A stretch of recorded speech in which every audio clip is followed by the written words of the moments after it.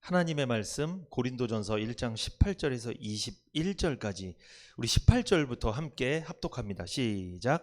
십자가의 도가 멸망하는 자들에게는 미련한 것이요 구원을 얻는 우리에게는 하나님의 능력이라.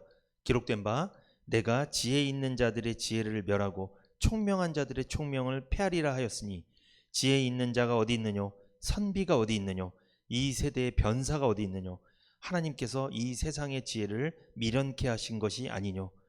하나님의 지혜에 있어서는 이 세상이 자기 지혜로 하나님을 알지 못하는고 하나님께서 전도에 미련한 것으로 믿는 자들을 구원하시기를 기뻐하셨도다. 아멘.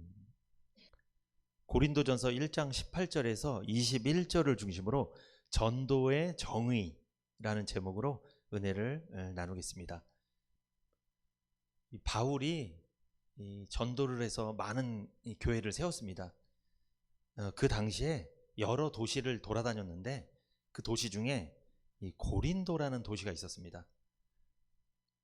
이 고린도라는 도시는 이 로마 제국의 중요한 도시였어요. 이 로마 제국에는 큰 도시가 있었는데 이 로마라는 도시가 있고 알렉산드리아라는 도시가 있고 이 고린도도 그에 못지않게 큰 도시였습니다.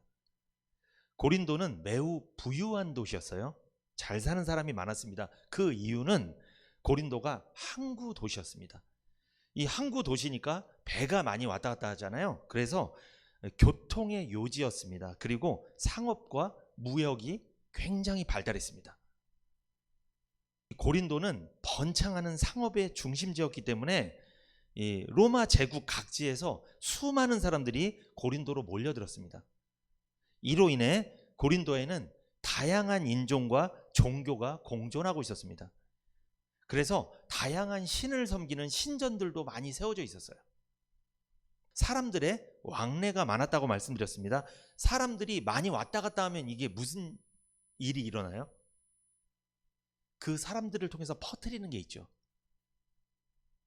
사람들의 왕래가 많았다는 것은 사상과 문화가 교류되는 사상과 문화의 요충지였다는 거예요. 그래서 많은 사람들의 생각과 사상과 문화가 녹아 있었다는 거예요. 어디에? 고린도에. 무역과 상업의 발달로 엄청난 부를 누렸지만 이것은 축복이 아니었습니다. 이상하게도 사람들이 복을 누리면 그게 복이 돼야 되는데 그것으로 인해 이 저주가 되는 경우가 많아요.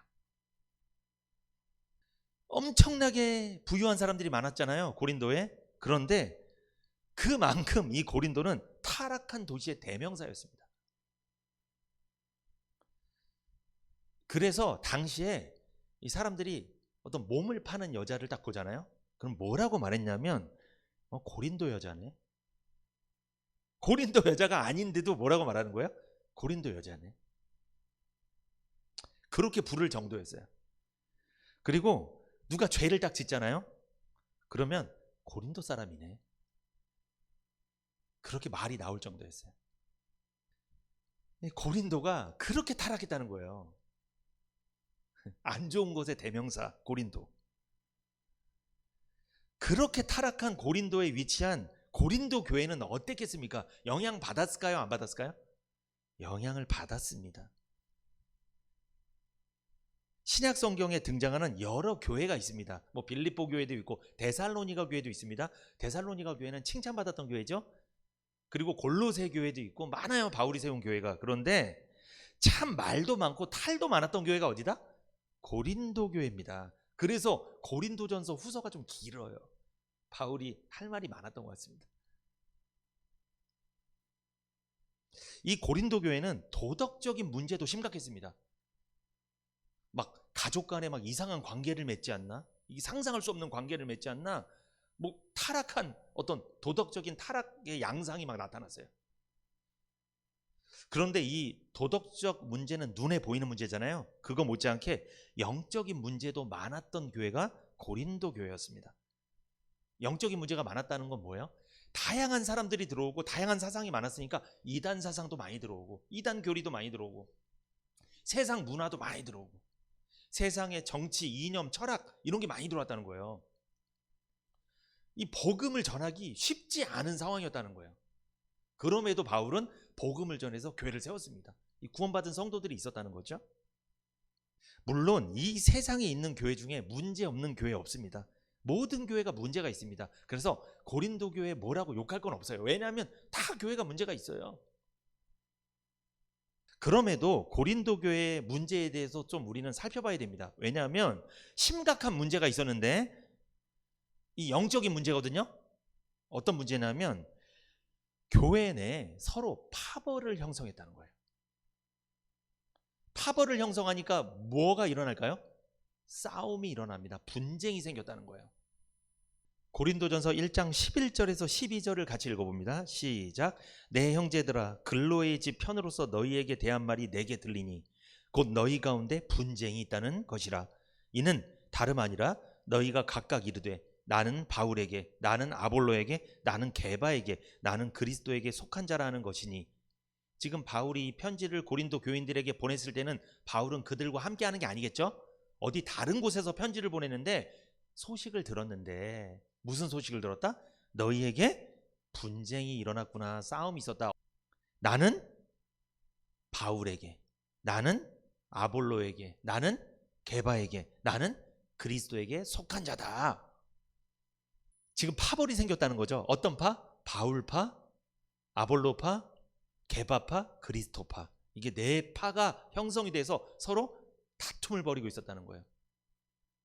바울을 추종하는 자, 아볼로를 추종하는 자, 게바를 추종하는 자, 그리스도를 추종하는 자로 분열됐다는 거예요. 똑같은 교회를 다니는데. 그러니까 여러분 이거 아셔야 돼요. 말씀에 관심 없고 복음에 관심 없고 대충 교회를 다니는 사람이 파를 나눈 게 아닙니다.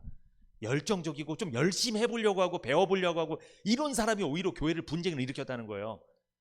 그러니까 겸손해야 됩니다. 그래서 많이 알면 알수록, 이 제자 대학 많이 받으면 받을수록, 말씀 많이 받으면 받을수록 겸손해야 돼요. 겸손하지 않으면요 반드시 패를 나누게 돼 있어요. 이게 고린도 교회에 닥친 영적인 문제였습니다. 큰 문제였죠. 사실 교회 내의 모든 사람은 다 같이 예수 그리스도만 추종해야 될 줄 믿습니다. 바울파, 아볼로파, 게바파, 그리스도파로 나눠졌잖아요. 이 사람들은요 서로 자랑했습니다.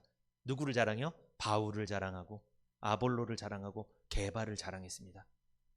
그러나 교회는요 오직 예수 그리스도만 자랑해야 돼요. 복음만 자랑해야 돼요. 어떤 목사님이 그런 말씀을 하셨대요. 인터뷰를 하다가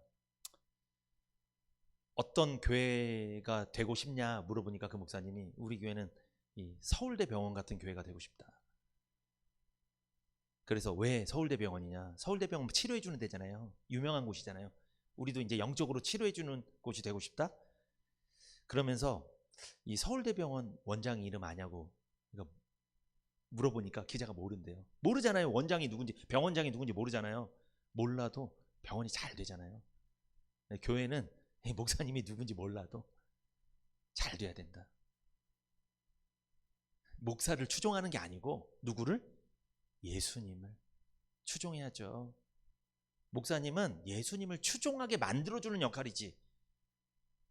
근데 이게 좀 잘못되면요 누가 추종받아요? 목사를 추종하게 돼요. 그러면 잘못되는 거예요. 그때부터 교회가 분쟁이 일어나요. 왜? 목사를 다 좋아하는 게 아니에요. 사실 싫어하는 사람도 있어요. 그 교회 내에. 그 사람들은 다른 패를 만들거든요. 그렇게 되면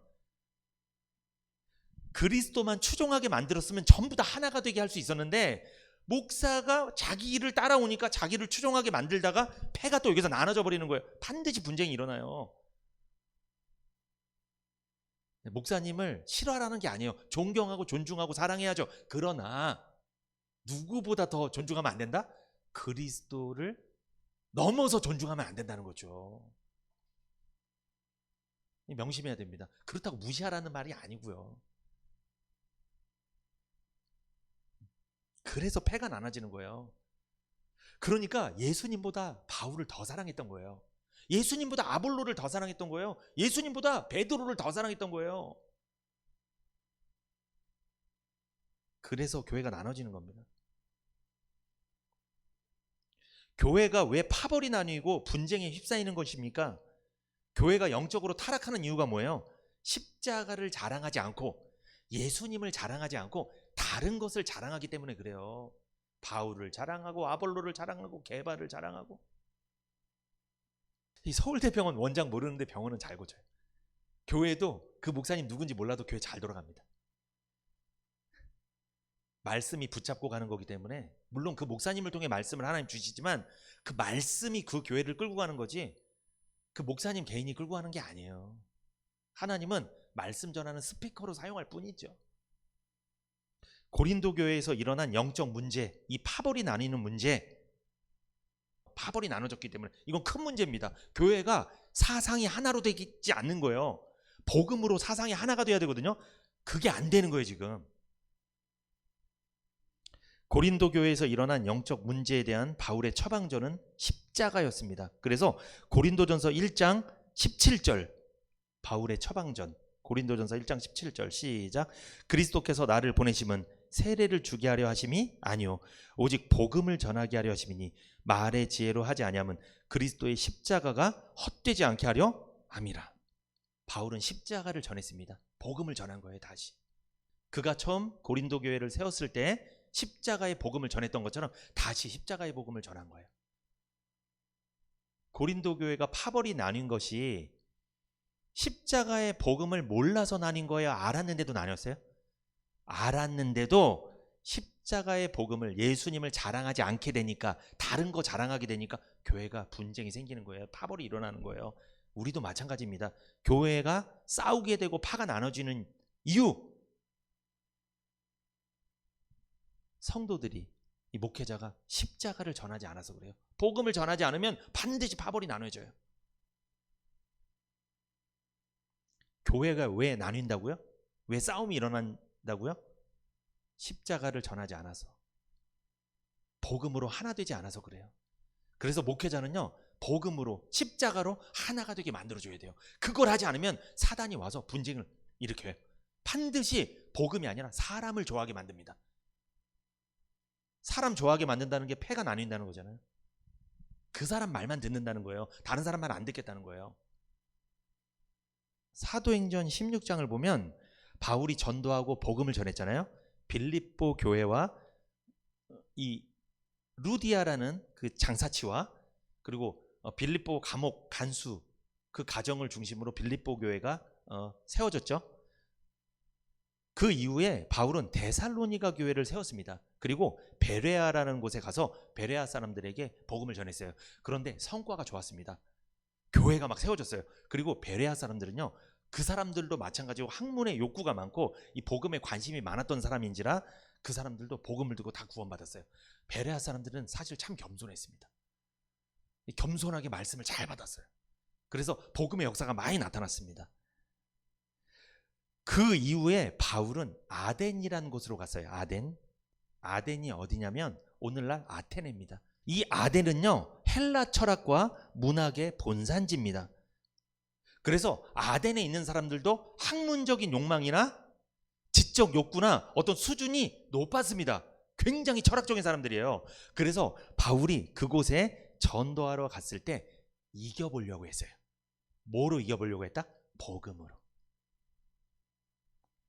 그래서 그가 열심히 복음을 전했습니다. 근데 복음을 전할 때 어떻게 전했냐면 그가 변론을 하고 철학적인 논쟁을 펼쳤어요. 여러분, 복음은 선포하는 거예요. 근데 그가 뭘 한 거예요? 선포를 하는 게 아니라 복음에 대해서 설득을 시키고, 상대방이 헬라 철학, 그리스 철학을 얘기하잖아요. 그게 잘못된 거에 대해서 막 얘기해. 그러면 뭐가 벌어지죠? 얘기를 하다 보면 논쟁이 벌어지는 거예요. 또 싸움이 일어나는 거예요. 여러분, 싸움이 일어나면 그 사람 복음 받아들일까요? 안 받아들일까요? 절대 안 받아들여요. 기분 나빠요. 그러니까 바울이 그 똑똑한 사람들한테 가서 더 똑똑한 척 한 거예요. 더 내가 너보다 더 수준이 높다. 내가 전하는 복음 믿어. 믿겠어요? 안 믿겠어요? 절대 안 믿습니다. 바울이 아덴에 가서는 이상하게 전도한 거예요. 변론, 막 반박을 하고 설득을 시키고 논쟁을 펼쳤어요. 그 결과 아덴에서의 전도는 크게 실패했습니다. 바울은 사실 그가 다니는 곳, 가는 곳곳마다 복음을 전해서 교회를 세웠습니다. 그런데 안타깝게도 아덴에서는 교회를 세우지 못했습니다. 참담한 결과를 맞이했죠. 바울이 아덴에서 전도에 실패한 이유, 교회를 세우는데 실패한 이유는 순수한 복음을 전한 게 아니라 철학적인 복음을 전한 거예요. 그러니까 여러분, 전도를 못하는 사람은요, 설명이 많아요. 자꾸만 뭘 많이 아니까 자꾸 그걸 설득을 시키려고 그래. 받아들일까요? 안 받아들일까요? 절대 안 받아들여요, 여러분. 순수하게 복음 전하세요. 그냥 예수님께서 당신의 죄를 해결하기 위해 십자가에서 죽으시고 3일 만에 부활하셨습니다. 이 사실을 믿는 자는 죄를 용서받고 구원받게 됩니다. 전하면 되는 거예요, 이렇게.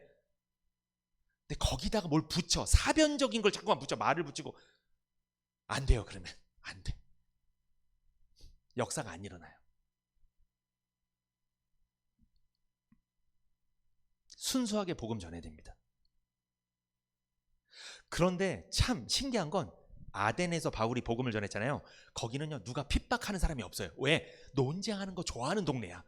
말하고 이거 자유스러운 동네예요. 그러니까 누가 어떤 말을 해도 다 들어요, 그 사람들은. 그리고 서로 논쟁하는 거 좋아하는 철학자들이 많고, 거기서는 복음 전한다고 핍박을 받지 않았어요, 아덴에서는. 근데 전도가 안 됐어요. 한 명도 구원을 못 받습니다. 교회를 세우지도 못하고. 그래서 이렇게 참담한 성적표를 받고 그 다음에 간 곳이 어디냐? 고린도에 간 거예요. 그 다음에. 그런데 고린도에 갔더니 만만치 않은 거예요. 여기도. 왜? 고린도도 그리스의 도시거든요. 그리스의 영향을 받은 이 로마의 도시거든요. 헬라 철학이 발달된 곳이에요. 엄청나게 이 학식, 지적 욕구가 높고 이 철학이 관심이 많은 사람이 많은 곳이 고린도였어요. 돈도 많고.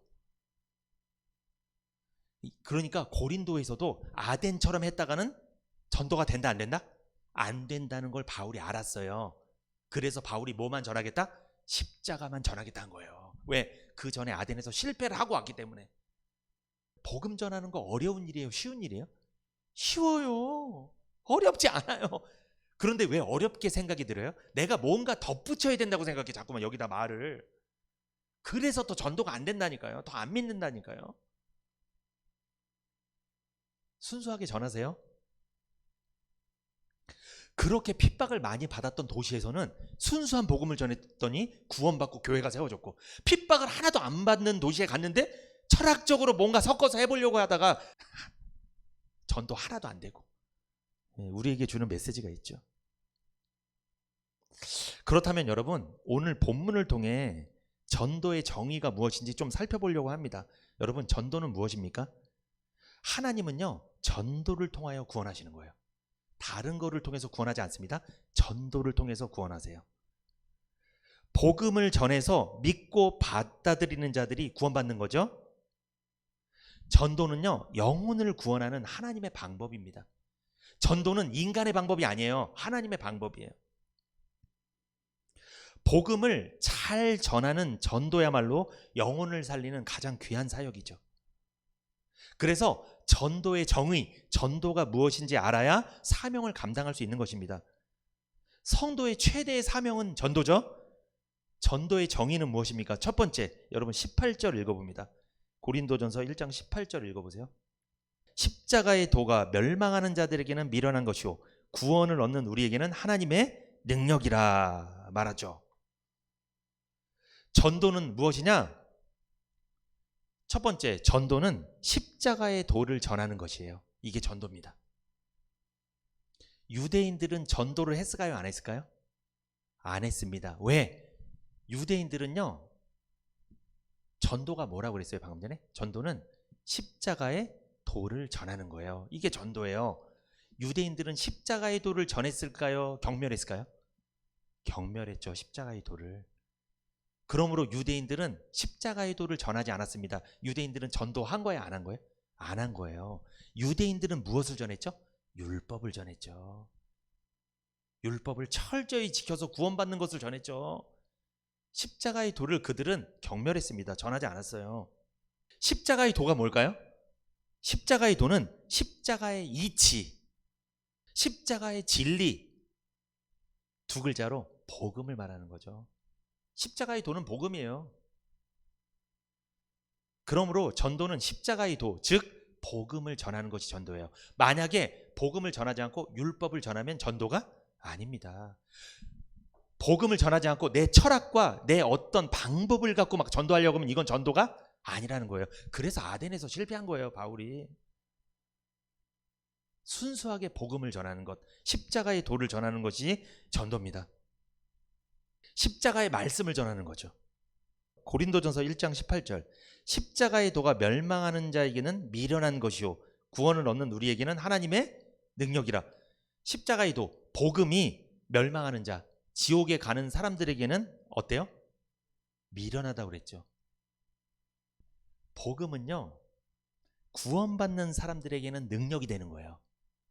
어떤 능력? 구원해주는 능력. 그런데 복음을 받아들이지 않는 사람들, 그 사람들에게는 미련한 것처럼 보여요.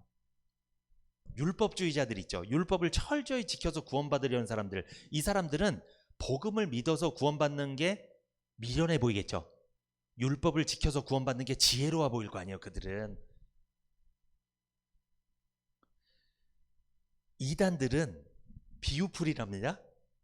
이단들은 비유풀이를 할 줄 알아야 구원받는다고 주장해요. 그러니까 비유풀이 못하는 우리는 어떻게 보이는 거예요? 미련해 보이는 거예요. 복음만 전하는 우리를 미련해 보이는 거예요. 그들은 비유풀이 할 줄 알거든요. 자기들이 지혜롭다고 보는 거예요.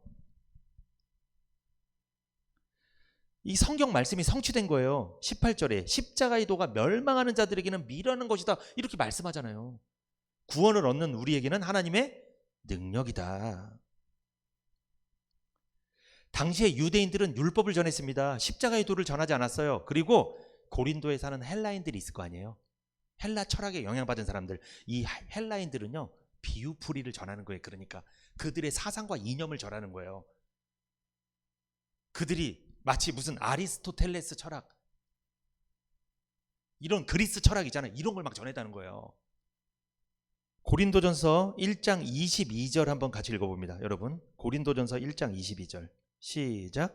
유대인은 표적을 구하고 헬라인은 지혜를 찾으나. 여기 보면 유대인들은 뭘 구했어요? 유대인들은 표적을 구했습니다. 헬라인들은 지혜를 찾았습니다.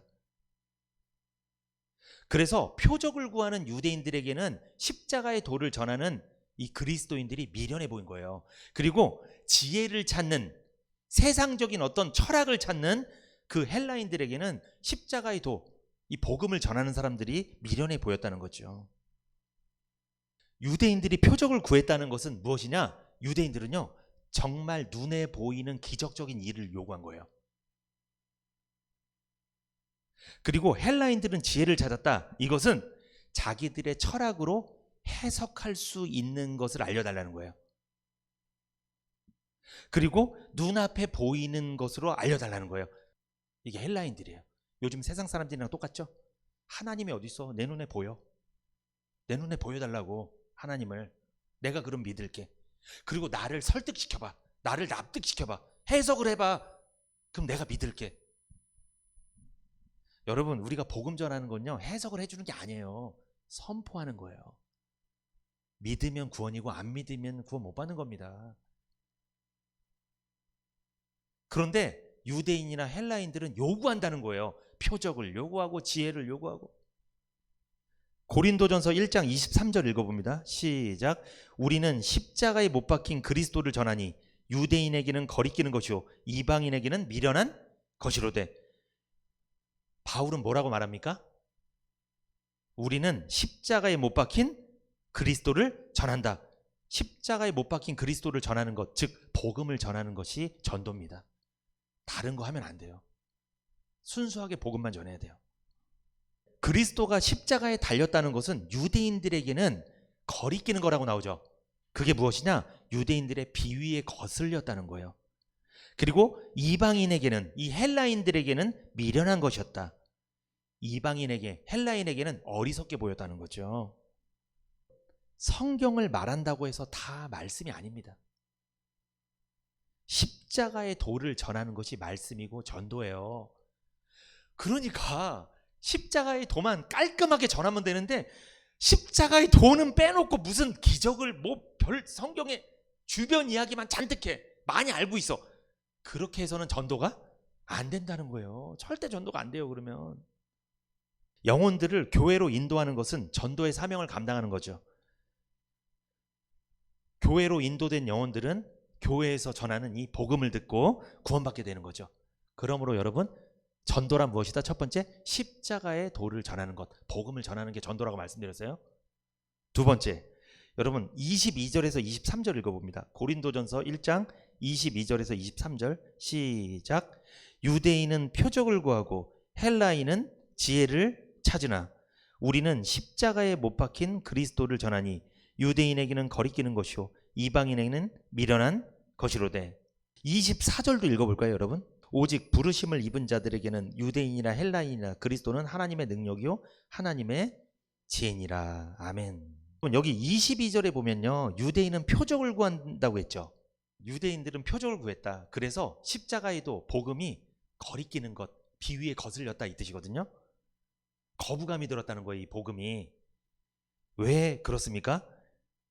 십자가는요, 이 유대인들이 볼 때는 끔찍한 형벌의 도구입니다. 그래서 빌라도 같은 이방 사람에게 십자가 형벌을 받았다는 것, 사형을 언도받았다는 것은 유대인들에게 거리낌이 되었다는 거예요. 유대인들은요, 영광스러운 메시아를 원했습니다.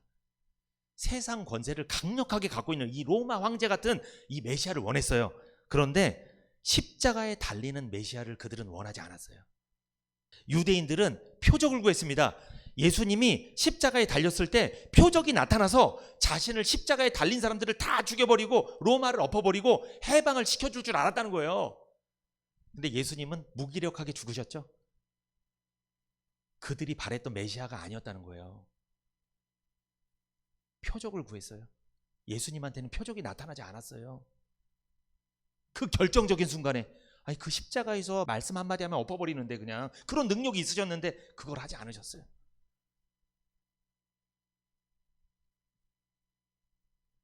그래서 유대인들에게 십자가는 거리끼는 거예요. 아무 표적이 나타나지 않았다는 거예요. 오늘날도 그러죠. 구원은 받았어요. 복음도 있어. 그래서 복음을 전했더니 표적을 좋아하는 사람, 기적을 좋아하는 사람은 그 복음 전하는 사람이 거리끼는 거예요. 왜 거리낄까요? 왜 비위에 거슬릴까요? 나는 똑같이 예수 믿고 교회 다니는데 나는 엄청난 기적을 경험했는데 당신은 경험을 못했으니까. 당신이 내 수준에 오려면 경험하고 와. 나는 이런 경험 많이 했거든. 나는 교회 다니면서 놀라운 기적적인 경험 많이 했거든. 난 표적이 많거든. 당신은 표적이 없잖아.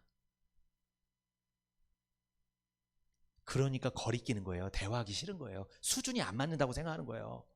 그런 교인들도 있어요, 여러분. 그러니까 오히려 그런 사람은 구원을 못 받은 거거든요. 복음으로 구원받은 게 아니에요. 그들은 표적을 구했기 때문에. 근데 그런 사람들이 더 큰 소리 치는 거예요. 더 교회에서 똑같이 교회를 다녀도. 오히려 순수하게 복음 전하는 사람은 아예 꿔다 놓은 보리자루처럼 아무 말도 못하고 있어요. 왜? 가난하니까, 못 사니까. 계속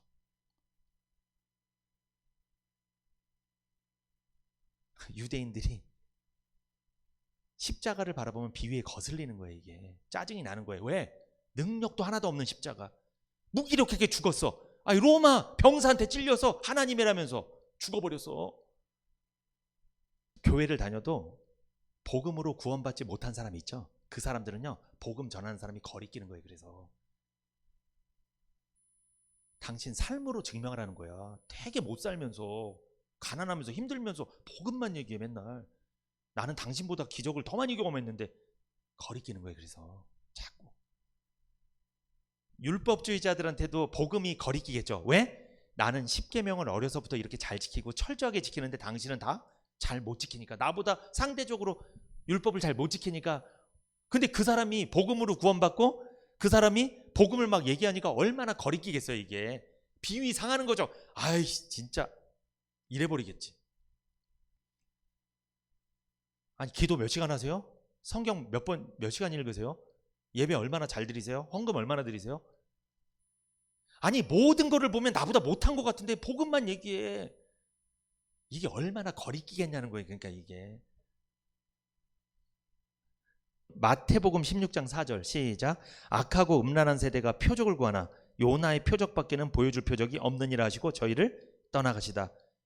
주님이 뭐라고 말씀합니까? 악하고 음란한 세대가 뭘 구한다? 표적을 구한다. 당시 유대인들은요, 여러분, 하늘로부터 놀라운 표적, 이적, 기적들이 일어나기를 바라고 있었다는 거예요. 그것이 하나님에 의해서 실현된다고 믿고 있었어요. 그래서 여러분, 유대인들은 구약 성경을 믿잖아요. 그죠? 구약에 일어났던 사건들이 있어요. 어떤 사건? 하늘에서 만나가 쏟아집니다. 그리고 여호수아가 기도하니까요, 해와 달이 멈춰져서 시간이 막 조정되는 일이 있었어요, 구약에. 그리고 엘리야가 기도했더니 하늘에서 불이 떨어져서 엘리야의 제단에 막 불이 붙었잖아요. 이런 표적을 보여달라는 거예요. 그러니까 십자가에 달린 예수님이 로마를 엎으라는 거예요. 왜 그게 안 일어나냐는 거예요. 예수님이 뭐라고 대답합니까? 그렇게 악하고 음란한 세대들, 복음을 받아들이지 않고 표적만 구하고 현상적인 것만 자꾸 원하는 사람들에게 주님이 뭐라고 말씀하세요? 요나의 표적 외에는 보여줄 표적이 없다. 여러분, 요나의 표적이 뭡니까? 하나님 말씀에 니느웨로 복음 전하러 가라고 했는데 요나가 가지 않죠? 불순종하죠? 다시스로 가는 배로 타고 가다가 그가 잠이 들었는데 결국 풍랑을 만나게 되고 그가 바다에 빠지잖아요. 결국 어디에 들어가요? 물고기 배에 들어가서 3일 동안 그곳에서 있다가 기적적으로 다시 살아나잖아요. 요나가 3일 동안 물고기 뱃속에 들어가서 고난을 당했잖아요. 다시 3일 만에 살아난 것은 무엇의 모형돌까요? 예수님이 십자가에 죽으시고 3일 만에 살아나는 예수님의 죽으심과 부활의 모형이에요. 그래서 예수님이 요나의 표적 외에는 보여줄 게 없다. 이게 무슨 뜻입니까? 예수 그리스도의 십자가 죽으심과 부활 외에는 표적이 없다. 예수 그리스도의 죽으심과 부활이 가장 큰 표적이다. 하늘에서 만나가 떨어지면 뭐 할 거고, 엘리야 제단에 불이 떨어지면 뭐 할 거고, 예수 그리스도가 십자가에서 죽으시고 부활한 것이 가장 큰 표적이지. 왜? 그 예수 그리스도의 표적, 요나의 표적이 너희들을 구원할 수 있으니까.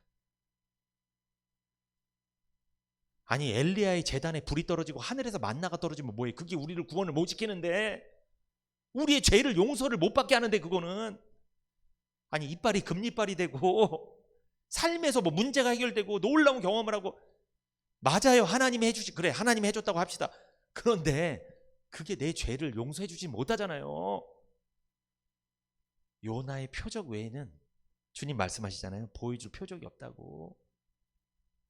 주님께서 보여주실 수 있는 가장 큰 표적은 요나의 표적입니다. 십자가에서 죽으시고 부활하실 이 예수님에 관한 표적, 즉 예수님은 요나의 표적, 복음을 전하신 거예요. 그런데 눈먼 유대인들, 영적으로 눈이 멀어 있는 율법주의 유대인들에게는 이 말씀이 알아듣지 못한 거죠. 요나의 표적에 담겨있는, 그 모형에 담겨있는 복음의 의미를 그들은 몰랐던 거죠. 여러분이 경험한 가장 큰 표적이 뭡니까? 가장 큰 기적이 뭐예요? 구원받은 거잖아요. 뭘 더 바라세요? 구원받았는데, 죄 용서 받았는데, 이게 가장 큰 표적이죠. 고린도전서 1장 22절 보세요.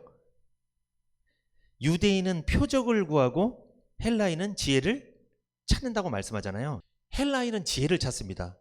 그래서 헬라인들은 지혜롭지 못하다고 보이는 건 미련하게 봤어요. 그러면 십자가에서 예수님이 못 박혀서 죽는 건 그들에게 눈에 뭐로 보이는 거예요? 미련해 보이는 겁니다. 지혜가 아닌 거예요. 헬라 철학에 깊이 빠져 있는 사람들, 헬라의 그리스 신화에 깊이 젖어 있는 사람들에게 십자가는 미련한 겁니다. 오늘날로 적용하면 세상 문화에 젖어 있는 사람, 세상적으로 살아가는 사람, 세상이 전부인 사람한테는 이 복음이 미련한 거예요. 십자가가 미련한 거예요. 여러분, 철학이란 말 있죠? 철학, 이게 헬라어로 그리스 말로 필로소피입니다. 필로소피. 근데 이 필로는 사랑한다는 뜻이에요. 그리고 소피는 지혜란 뜻이에요. 그러니까 철학이 뭐예요? 지혜를 사랑한다 이 뜻이에요. 이게 철학입니다. 지혜를 사랑하고 지식을 추구하는 게 헬라인들이었다는 거예요. 그래서 그들은 철학자들이 많았어요. 그런 사람들 눈에 가장 어리석어 보이는 게 뭐예요? 하나님이 사람이 돼서 세상에 오셨다. 예수 그리스도의 성육신, 이게 제일 이해가 안 되는 거예요. 하나님이면 하나님으로 있어야지. 사람이면 사람으로 있어야 되고 왜 하나님이 사람이 되냐는 거예요. 그들의 지혜로는 이해가 안 되는 거예요. 그래서 미련해 보이는 거예요. 예수 그리스도의 성육신도 미련해 보였고요. 또 하나님이 사람의 몸을 입고 이 땅에 온 것도 이해가 안 되는데 더군다나 십자가에서 자기 백성들의 죄를 위해 죽었다가 살아났다는 건 더 이해가 안 되는 거예요. 도무지 이해가 안 되는 거예요. 세상, 철학, 이념, 사상, 정치, 세상에 너무 빠져 있는 사람한테 한번 복음 전해보세요. 이해가 안 될 것입니다. 미련하게 보이죠. 어떤 사람이 이 복음을 알아들을까요? 복음을 믿게 될까요? 고린도전서 1장 19절에서 21절 한번 읽어보세요, 여러분. 고린도전서 1장 19절에서 21절 시작. 기록된 바 내가 지혜 있는 자들의 지혜를 멸하고 총명한 자들의 총명을 폐하리라 하였으니 지혜 있는 자가 어디 있느뇨? 선비가 어디 있느뇨? 이 세대의 변사가 어디 있느뇨? 하나님께서 이 세상의 지혜를 미련케 하신 것이 아니뇨? 하나님의 지혜에 있어서는 이 세상이 자기 지혜로 하나님을 알지 못하는 거로 하나님께서 전도에 미련한 것으로 믿는 자들을 구원하시기를 기뻐하셨다. 여러분, 복음은요 세상의 지혜로 알 수 없다는 거예요. 누가 그렇게 하셨을까요? 20절에 지혜 있는 자가 어디 있느뇨? 선비가 어디 있느뇨? 이 세대의 변사가 어디 있느뇨? 하나님께서 이 세상의 지혜를 미련케 하신 것이 아니뇨. 그러면 여러분, 세상에서 지혜롭다고 하는 사람들 있잖아요.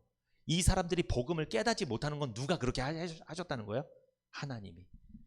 여기 나오잖아요. 20절에 지혜 있는 자가 어디 있느뇨? 선비가 어디 있어? 변사가 어디 있어? 하나님께서 이 세상의 지혜를 미련케 하신 것이 아니뇨. 하나님이 세상 지혜 있는 사람을 미련하게 해서 복음을 깨닫지 못하게 한 거예요. 여러분, 세상에서 지혜 있는 사람 너무 부러워하지 마세요. 그래서 구원받은 우리가 진짜 지혜 있는 사람이에요. 너무 부러워하지 마세요, 세상 사람들. 24절 보세요. 24절 같이 읽어봅니다. 시작. 오직 부르심을 입은 자들에게는 유대인이나 헬라인이나 그리스도는 하나님의 능력이요 하나님의 지혜니라. 오직 부르심을 입은 자들에게 나오죠. 그러니까 부르심을 입은 자들에게는 하나님의 지혜가 된다는 거예요. 그러니까 복음으로 부르심을 받은 자들은 복음이 이해가 된다는 거예요. 그러면 세상에 사는 사람은 아직 복음으로 부르심을 못 받았어. 그 사람들은 세상적으로는 지혜 있지만 그 사람들은 미련하게 했다는 거죠, 하나님이. 그래서 여러분, 부르심을 받은 자는 복음을 알아듣게 됩니다. 복음의 귀와 눈이 열리게 되는 거야. 그러므로 전도는 뭘까요? 부르심 받은 사람을 찾는 거예요. 전도는 복음을 전해보는 거예요. 그래서 믿어지는 사람은 뭘 받은 거예요? 부르심을 받았구나. 그 사람을 찾는 게 전도예요. 그냥 모든 사람을 찾는 게 아닙니다. 여러분, 모든 사람 구원 못 시켜요. 반드시 택자가 있고 불택자가 있단 말이에요. 택한 사람은요 복음을 알아들어요. 거기에 호감을 갖게 되고 그걸 믿게 된다니까요. 그 사람이 부르심을 입은 사람이에요. 그 사람들에게 복음이 하나님의 지혜가 되는 거예요. 근데 부르심을 못 받은 사람이야. 아무리 복음 전해도 그 사람은 하나님의 지혜가 될 수 없어요. 미련해 보이는 거예요. 우리가 하는 말이. 목사님, 그러면 어떻게 알 수 있어요? 죽을 때까지 전하는 거예요. 그 사람이 구원 못 받았으면 죽을 때까지 전해보세요. 근데 죽을 때까지 안 믿어. 그 사람 어떤 사람? 세상 지혜로 충만한 사람. 하나님의 지혜가 미련해 보인 사람이에요. 그 사람한테는. 그 사람은 복음이 미련해 보인 거죠. 어쩔 수 없습니다. 그것은. 우리는 할 도리를 한 거예요. 끝까지 전해봤지만 안 받아들인 건 어쩔 수 없는 거예요. 그 사람 택한 받은 사람이 아니라는 거죠. 그러니까 몇 번 전해보고 실망하지 마세요. 계속 전해보세요. 절대로 예수 안 믿을 것 같은 사람이 믿는 거 많이 봤습니다. 근데 잘 믿을 것 같은데 끝까지 안 믿는 사람도 봤습니다. 오히려 잘 믿을 것 같은데 안 믿어요. 끝까지. 전도가 뭡니까? 하나님의 부르심 받은 사람을 찾는 거예요. 여러분, 세상에는요 아직 복음을 알지 못하는 하나님의 사람들이 많이 있습니다. 하나님의 사람을 복음으로 부르는 것이 전도예요. 복음으로 부르는 거예요. 율법으로 부르는 게 아닙니다. 비유풀이로 부르는 게 아니에요. 신비한 현상이나 이적이나 기적으로 부르는 게 아닙니다. 내 지혜로 부르는 게 아니에요. 복음으로 부르는 게 전도입니다. 데살로니가 후서 2장 14절 한번 읽어보세요. 이를 위하여 우리 복음으로 너희를 부르사 우리 주 예수 그리스도의 영광을 얻게 하려 하심이니라. 여러분, 우리를 뭐로 불렀대요? 복음으로 불렀답니다. 그러므로 복음으로 부른 사람에게 하나님의 지혜가 임하는 거죠. 복음으로 부른 사람들, 그 사람들은요, 복음이 하나님의 지혜가 된다는 거예요. 미련하게 안 보여요. 지혜롭게 보이는 거예요. 그런데 만약에 율법으로 부르고 비유풀이로 불렀잖아요. 그 사람들한테는 복음은 어리석은 거로 보이는 거예요. 미련한 거로 보인다는 거죠. 여러분 어떠세요? 복음이 십자가의 도가 지혜롭게 보입니까? 그러면 여러분은 복음으로 부른 사람들 맞아요. 제가 아까 첫 번째 전도가 뭐라고 말씀드렸어요? 십자가의 도를 전하는 것이 전도라고 했잖아요. 두 번째 전도는요, 부르심을 받은 자를 찾는 게 전도예요. 이게 두 번째 대지입니다. 무엇으로 부르심을 받은 자? 복음으로 부르심을 받은 자를 찾는 거예요. 율법으로 부르심 받고 비유풀이로 부르심 받고 세상 지혜로 부르심 받은 사람을 찾는 게 아니고, 그러므로 우리는 무엇을 전하면서 찾는 거예요? 복음을 전하면서 찾아야 돼요. 그걸 받아들이는 사람을 교회로 인도하는 거예요. 이게 전도입니다. 부르심을 받은 자를 찾는 거예요. 이게 전도입니다. 세 번째, 마지막입니다. 21절 다시 한번 읽어보세요. 고린도전서 1장 21절. 하나님의 지혜에 있어서는 이 세상이 자기 지혜로 하나님을 알지 못하는 거로 하나님께서 전도에 미련한 것으로 믿는 자들을 구원하시기를 기뻐하셨도다. 아멘. 하나님은요, 전도를 통하여 구원하시죠. 고린도전서 1장 20절. 지혜 있는 자가 어디 있느냐, 선비가 어디 있느냐, 이 세대의 변사가 어디 있느냐, 하나님께서 이 세상의 지혜를 미련하게 하신 것 아니냐. 학자나 이게 평론하는 사람들, 세상에서 지성이 있다는 사람들이 주님의 십자가를 이해할 수 없다는 말씀이에요. 이게 지성인의 한계입니다. 그러니까 하나님은 세상의 지혜로운 사람을 미련하게 하신 거예요. 뭘 못 알아듣게? 복음을 못 알아듣게. 그래서 그 사람은 구원을 못 받고 있는 거예요, 지금. 하나님께서 성령으로 눈뜨게 하지 않으면 십자가의 도, 복음은 미련한 것이고 거치는 것, 비위에 상하는 것일 수밖에 없다는 말이죠. 고린도전서 1장 21절. 하나님의 지혜에 있어서는 이 세상이 자기 지혜로 하나님을 알지 못하는 거로 하나님께서 전도에 미련한 것으로 믿는 자들을 구원하시기를 기뻐하셨다. 하나님은 전도에 미련한 것으로 믿는 자들을 구원하기를 기뻐하셨다고 말하죠. 여기서 전도라는 말은요, 헬라어로 캐리그마입니다. 여러분 들어보셨죠? 캐리그마가 뭐예요? 선포입니다. 무엇을 선포하는 거예요? 십자가에 죽으시고 부활하신 예수님을 선포하는 거예요. 이게 캐리그마예요. 이게 전도라는 뜻의 헬라어예요. 캐리그마. 그러니까 설득하고 내 지혜를 써서 막 설명하고, 이게 전도가 아니에요, 여러분. 선포입니다.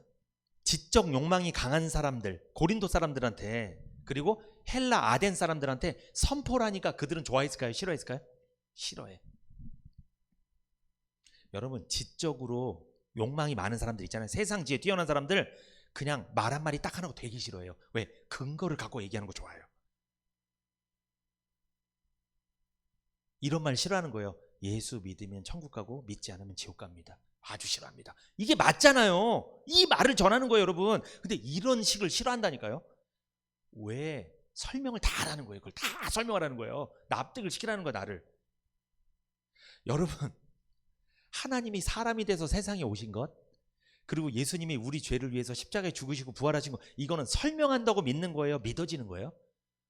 이건 설명한다고 믿는 게 아니에요. 이게 1 더하기 1은 2다. 이게 아니라니까요, 여러분. 근데 그걸 요구하는 거예요, 세상 사람들은. 설명을 할 때 구원받는 능력이 나타나는 게 아닙니다. 설득을 할 때 구원받는 능력 나타나는 게 아니에요. 뭘 전할 때? 복음을 캐리그마 할 때, 전도할 때, 캐리그마 전도 선포할 때, 그때 구원의 능력이 나타나는 거예요. 복음을 전하잖아요. 복음을 받은 사람은 확신을 갖게 됩니다. 이걸 구원의 확신이라고 하죠. 그래서 데살로니가전서 1장 5절 한번 읽어봅니다. 이는 우리 복음이 말로만 너희에게 이른 것이 아니라 오직 능력과 성령과 큰 확신으로 된 것이니 우리가 너희 가운데서 너희를 위하여 어떠한 사람이 된 것은 너희 아는 바와 같으니라. 바울이 전한 복음이 말로만 너희에게 지식적으로 깨닫게 한 게 아니라 어떻게 됐다? 오직 능력과 성령으로 큰 확신이었다. 그러니까 복음을 전했더니 마음속에 뭐가 생겼다? 확신이 생겼다. 이게 구원의 능력이에요. 이게 복음의 능력입니다. 이렇게 전도하는 거예요, 여러분. 순수하게 복음 전하면 이런 능력이 나타난다는 거예요. 상대방이 확신을 갖는다는 거예요. 그러니까 괜히 잘해보려고, 더 자세하게 해보려고 하다가 오히려 구원을 못 받는다니까요. 더 구원의 확신은 인위적으로 가질 수 없죠. 이것은 성령께서 주시는 것입니다. 뭘 전할 때? 복음을 전할 때. 전도는 하나님의 능력이 따르는 거예요. 어떤 능력? 구원의 능력이 따르는 게 전도입니다. 복음을 전할 때 주님께서 함께 하시겠다고 약속하셨죠. 마가복음 16장 15절에서 18절 시작. 또 가라사대 너희는 온 천하에 다니며 만민에게 복음을 전파하라. 믿고 세례를 받는 사람은 구원을 얻을 것이요 믿지 않는 사람은 정죄를 받으리라. 믿는 자들에게는 이런 표적이 따르리니 곧 저희가 내 이름으로 귀신을 쫓아내며 새 방언을 말하며 뱀을 집으며 무슨 독을 마실지라도 해를 받지 아니하며 병든 사람에게 손을 얹은즉 나으리라 하시더라. 전도했더니 어떤 능력이 따라요? 하나님의 능력이 임한다는 거예요. 전도라면 그 받은 사람이 확신을 갖게 될 뿐만 아니라 하나님의 능력이 임합니다. 그래서 믿고 세례를 받는 사람, 이 세례는 성령 세례를 말하는 거예요. 믿고 구원받는 사람, 구원의 확신을 갖는 사람은 16절에 구원을 얻을 것이요 믿지 않는 사람은 정죄를 받으리라. 믿는 자들에게는 이런 표적이 따르리니 곧 저희가 내 이름으로 귀신을 쫓아내며 새 방언을 말하며. 여러분, 새 방언을 말한다는 건 뭐예요? 구원 간증을 하고 내가 어떻게 구원받았는지 은혜로 거저 값없이 구원받았다는 걸 막 증거한다는 거잖아요. 구원 간증한다는 거잖아요. 새 방언, 복음을 말하며 구원 간증하며 뱀을 집으며 무슨 독을 마실지라도 해를 받지 아니하며. 뱀을 집으며 무슨 독을 마실지라도 이단의 거짓 교리가 오더라도 분별력이 생겨서 이제 넘어가지 않는다는 거죠. 이제 미혹되지 않는다는 거죠. 이게 정말 율법인지 복음인지 은혜인지 행위인지 다 분별한다는 거죠. 그게 무슨 독을 마실지라도 해를 받지 아니한다는 거예요. 그래서 구원의 확신이 있는 사람은 이단에 넘어가지 않습니다. 절대 넘어가지 않아요. 이단에 넘어가는 건요 구원의 확신이 없어서 그래요. 복음의 능력을 경험하지 못해서 그래요. 병든 사람에게 손을 얹은 즉 나으리라 하시니라. 영적으로 육적으로 병든 사람들을 고쳐준다는 거예요. 그런 놀라운 역사들이 일어난다는 거예요. 누구에게? 구원받은 사람들에게, 복음으로 구원받은 사람들에게. 그러므로 세 번째, 전도는요 구원의 능력이 되는 거예요. 이게 전도예요. 전도는 구원의 능력이 됩니다. 이게 전도입니다. 전도는 혼자 하는 게 아닙니다. 주님과 함께하는 사역입니다. 전도하는 사람에게 주님께서 구원의 능력을 보여주실 줄 믿습니다. 영혼을 구원하는 능력과 지혜인 복음, 곧 십자가의 도를 전하는 전도의 사명을 잘 감당해야 됩니다. 하나님의 능력을, 이 구원의 능력을 나타내는 시흥은혜교회 성도님들이 되시기를 축복합니다.